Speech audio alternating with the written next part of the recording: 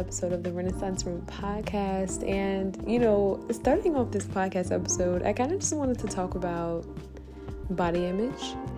And, something that I realized for myself within my body as I'm getting older is that it changes, right?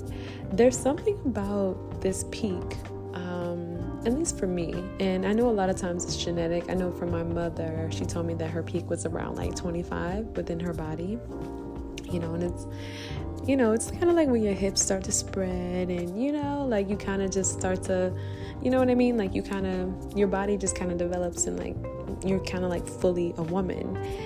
And I kind of wanted to talk about this because it's one of my biggest concerns, especially with a lot of weirdos today who are kind of gravitating towards like really, really thin imagery, which, don't get me wrong, I feel like growing up being bullied because I was super, super thin, my slogan was always thin will always be in, right? Regardless of what people were feeling. And that was really just to affirm women who weren't as voluptuous, especially in the Black community. We know that a lot of times that is what people typically gravitate towards. And when I say people, I mean men, right? So, and let me not say that as if it's factual, because quite frankly, I think that at this point, if y'all haven't peeped already, I really, really feel like men like what they like. And I kind of feel like the whole natural bodies and plastics are like, I don't know, I just kind of feel like this whole division between the two, like I genuinely feel like at this point men like what they like, and if they like you, then they like whatever you got coming with you, and that's just like period, you know what I mean?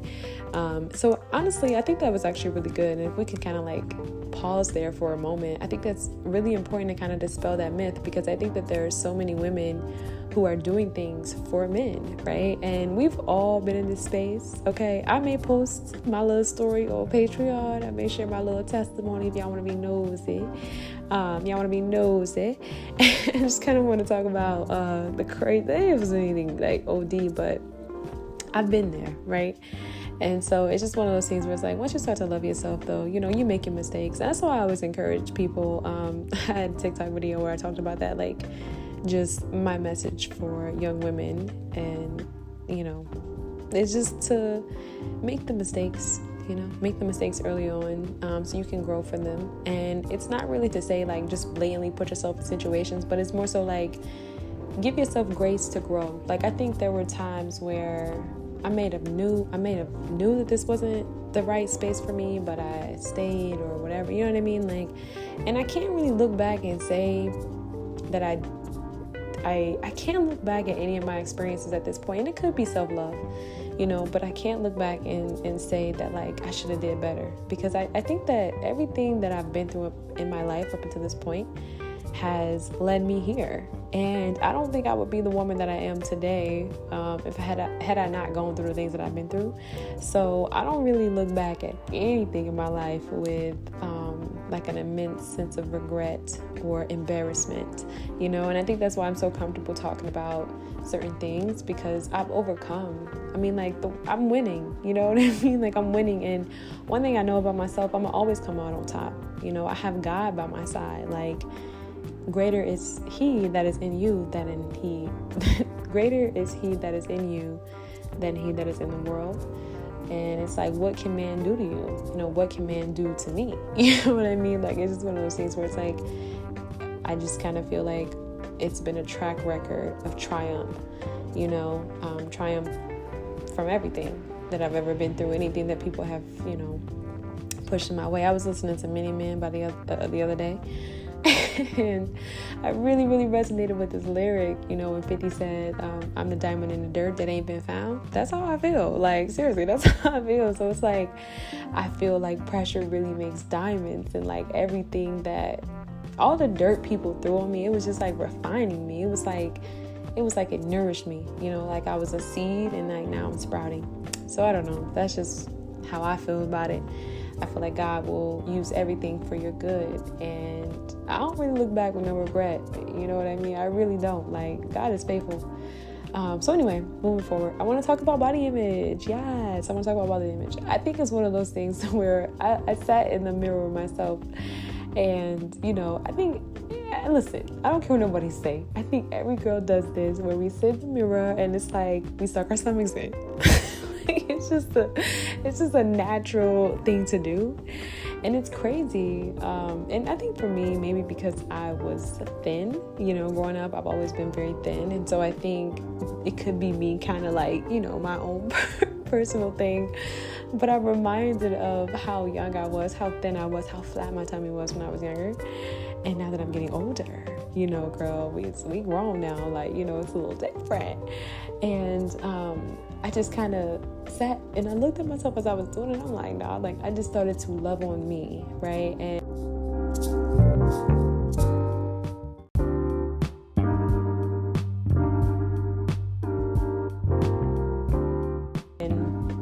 I kind of wanted to make this podcast episode just because I just think it's one of those things where it's like, this is the real thing, and you're in control of your body and like its movements and the sensuality of it and just everything, like you should feel 100% comfortable in whatever body image that you have, whatever body God has blessed you with, feel comfortable in that, I think when people talk about fat phobia, one of the things that I really began to kind of lean into in terms of understanding was that people are made with different metabolisms, and sometimes it can't be something that started eating habits and things like that are developed while you're young. So I get that aspect of it. But I think that there is a bit of a lack of empathy because, first of all, growing up in America, there's a lot of processed foods. There are a lot of factors that influence a person's body image and the body type, like things like environmental factors, whether or not, the people around you are smoking, how many pollutants are in the air, plastics, all these different things. But also just kind of being in a space where some people have a high metabolism and some people have a low metabolism, and that's just genetics, So I think being in this space in my life where I just kind of realize anything that's considered abnormal, we kind of shame it. And it's a very hateful thing because I genuinely believe that there are some people who are just born different. And I think it's metabolism. And I don't really think it's always a matter of, this person is eating so much, or, this person, you know what I mean? Like, if you have a high metabolism, your body's going to burn food instantly. I think that with this supposed like collective consciousness, we kind of created this thing where everyone has to be the same. And please, listen, let me know if I'm wrong. But I'm pretty sure the Buddhas that I've seen in the day, they was chunky.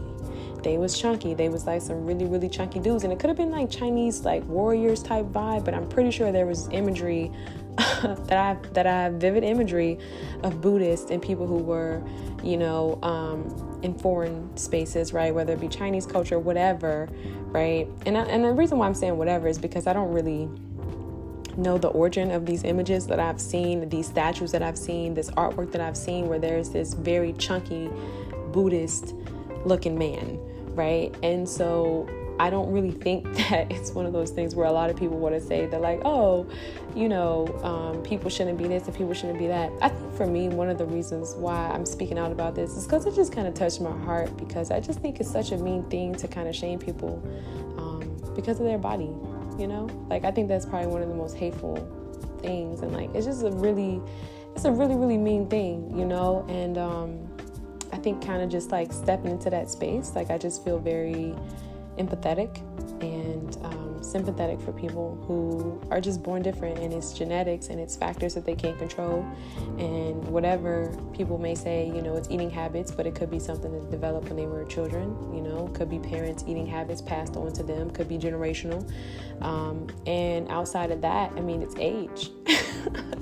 I looked in the mirror at myself and I said, okay, yeah, we're grown now, this is not 18-year-old Jalen, And so I think a lot of times we kind of have this comparison to youth, and it's very funny because, the thing with TikTok is that a lot of people were glorifying the youth and they were, obsessed with their youth, is because there was this opportunity that these younger generations had, right? This young generation had, which was to be online, which was to capitalize and market their youth, their beauty, those things like that. And a lot of people I think we're feeling a bit regretful, resentful, because those opportunities weren't there.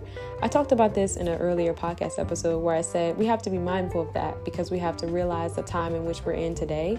You can't be older and feel regretful over things that were never available to you. How are you going to sit here and say you wish you would have did this or you wish you would have done that? You didn't even know that existed. You lived where you lived and no one even told you that was possible. You had no exposure. So I just think it's a very tough thing when essentially this entire generation is growing up together on the internet, right? I look at social media and I don't even think it's algorithm. I think it's more so like, yes, my following, my For You page and so forth. That's why I tell you guys I kind of find myself listening to older people, and it could be, I think that's another thing for me, right? And I guess I'm just saying that, like, I've noticed that a lot of times the content that I see is like younger people. And so you start to think, oh, everybody thinks like me.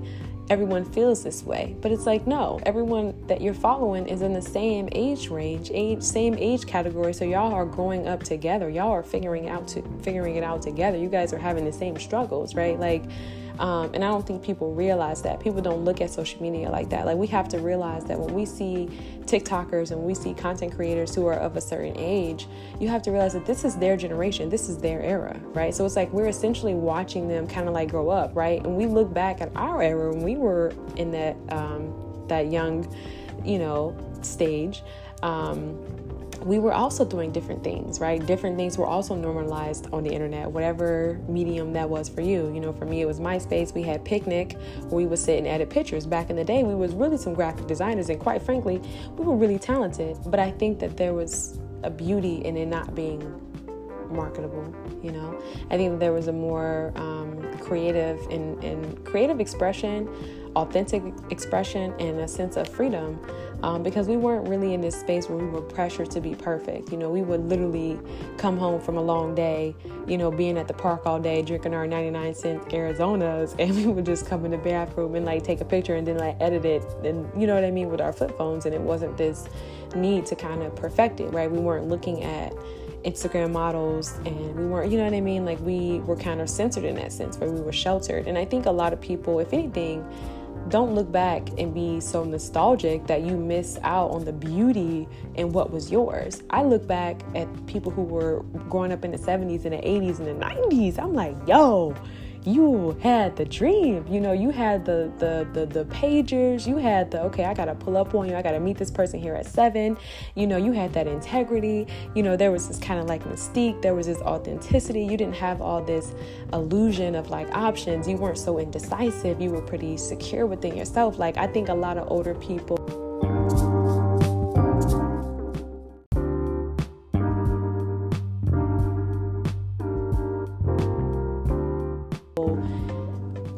look online and they see these younger people growing up and they start to feel nostalgic, and it's like, no, you guys, you lived that. I was telling my friend, I'm like, no, we did that.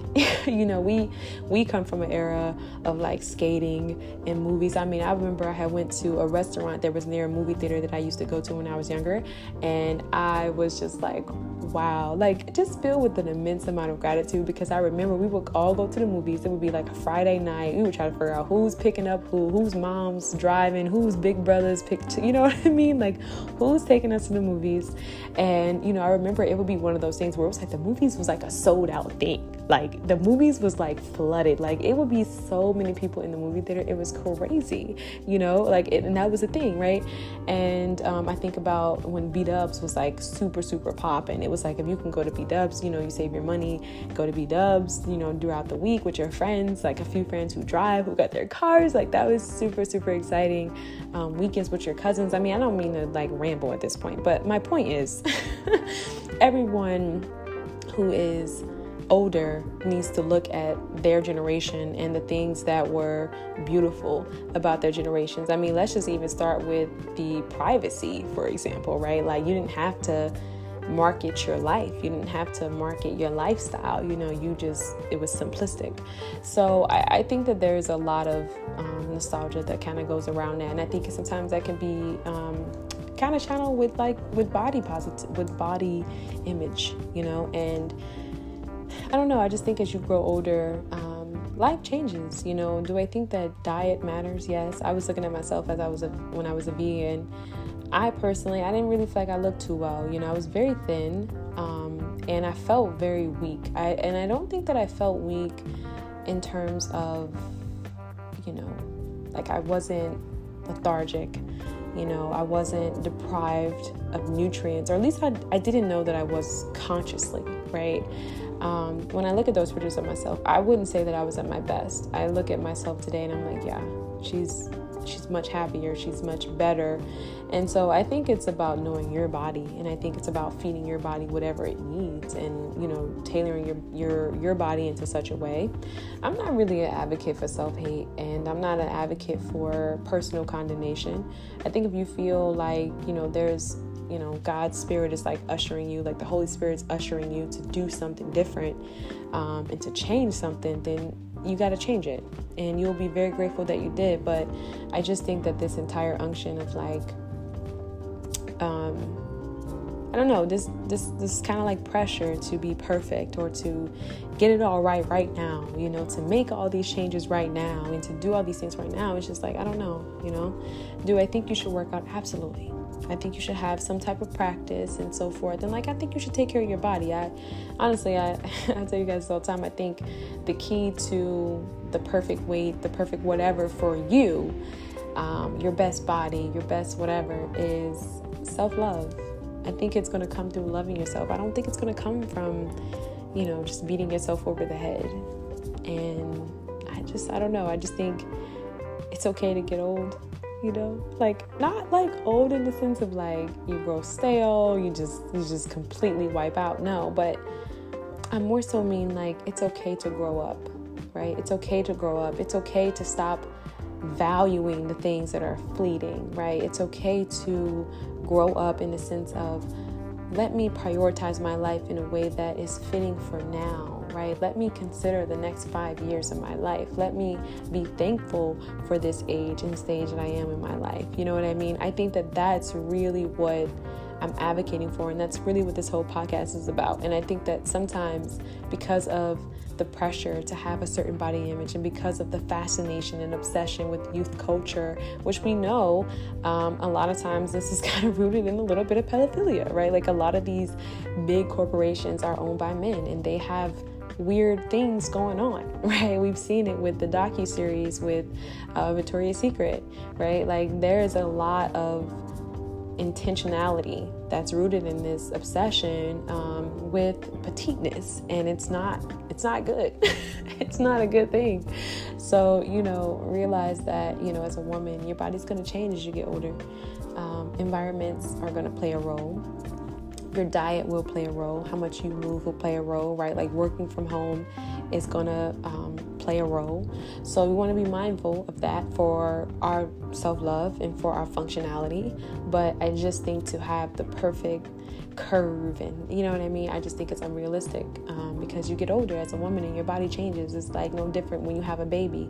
I'm pretty sure I talked about this on this podcast, but my frustration, at this point, a little bit of rage, a little bit of anger from people who created this whole, from women who created the whole snapback culture. And don't get me wrong, I do feel as though when it comes to being a mother, I can never really speak to it because I'm not a mother, right? I don't have any kids, so I don't know what it's like to gain a bunch of weight and to feel indifferent in your body, to see your body changing and so forth. I can never speak to that. But one thing I literally, it's probably one of the things that I hate the most. I'm saying it most, so passionately, because it's that's how I feel. It angers me, this obsession to getting back or snapping back after you had a